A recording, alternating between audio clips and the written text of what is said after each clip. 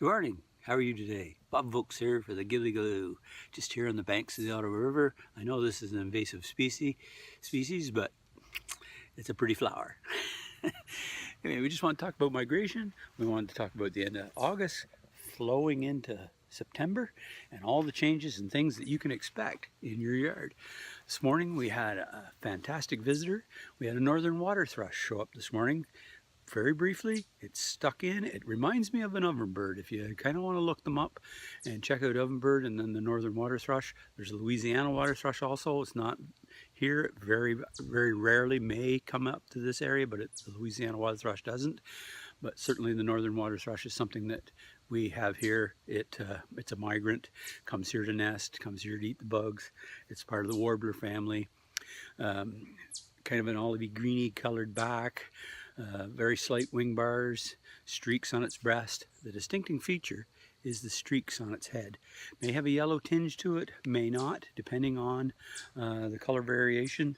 And as you know, depending on food, depending on location, and all those types of things can change the colorations of each bird.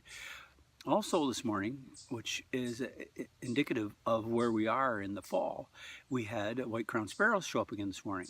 So great time of year, get your feeders filled up, get them cleaned up so there's no threats of mold or disease or anything in your feeders. And be very observant because lots of things are happening, lots of transitions are happening. So warblers and flycatchers and all those guys are on the move, raptors are on the move. So it's a great time to start to see and hear birds. The other unique part of the migrational pattern of a lot of these birds is that they do it at night. They don't migrate during the day. Beautiful days like today, beautiful mornings like this morning here on the Ottawa River, they feed. They'll get to take some time to rest. They'll take some time to feed up, check particularly the bug eaters. So that's why I saw this Northern water thrush this morning, because he was up in the tree and he was picking bugs and spiders and worms and whatever he was finding in the spruce tree and into this maple where he came. But I spotted the movement and I spot him. So that's my habit every morning. I always kind of peruse the yard to see what's going on, and that's when I saw him. So it's a fantastic time because migration of all of these species takes place at night.